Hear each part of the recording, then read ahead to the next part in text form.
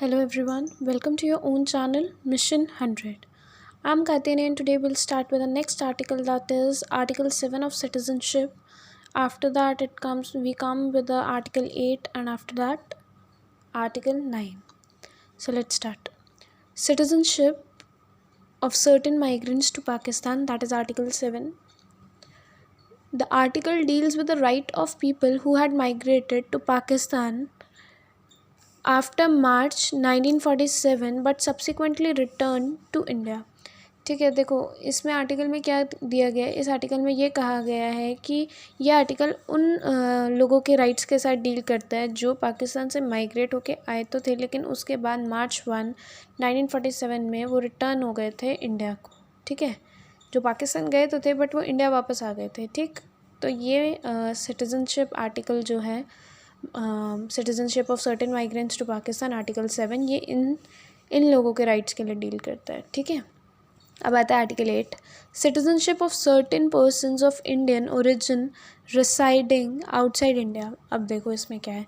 The articles deals with the right of people in Indian origin residing outside India for purpose of employment, marriage and education.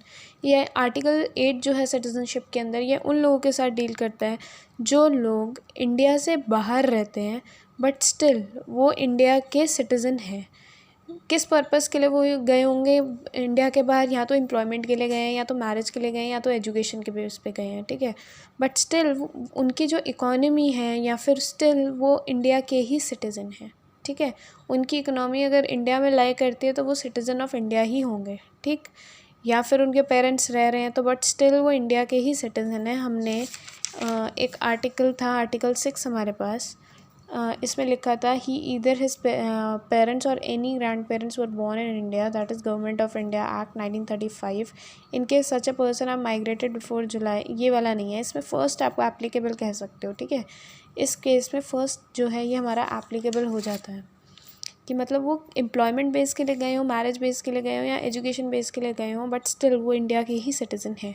तो article 8 ऐसे लोगों की rights के लिए deal करता है।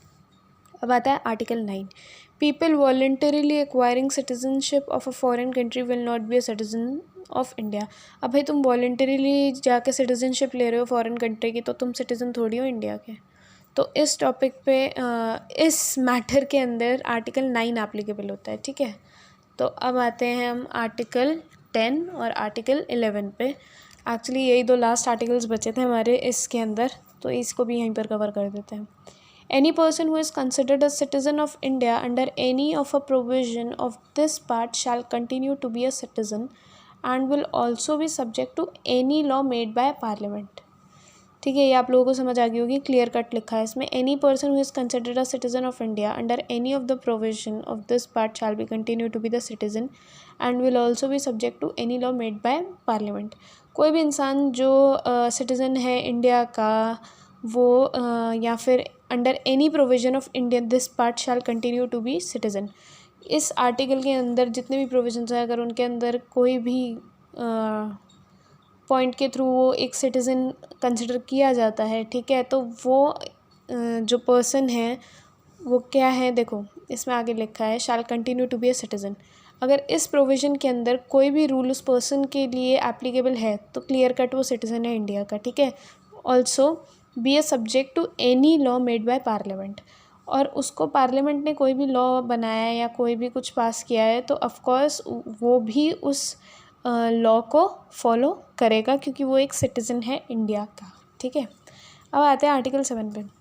The parliament has a right to make any provision concerning the acquisition and termination of citizenship and any other matter relating to citizenship.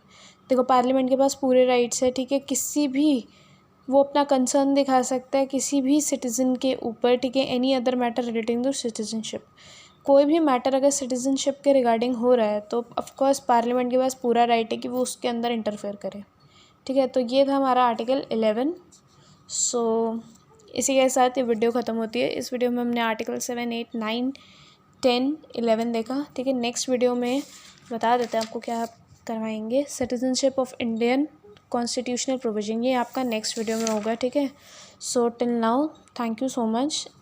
If this video is helpful then please subscribe, comment, like and share this. Video to all your friends and thank you so much. अभी के लिए बस इतना ही। Thank you.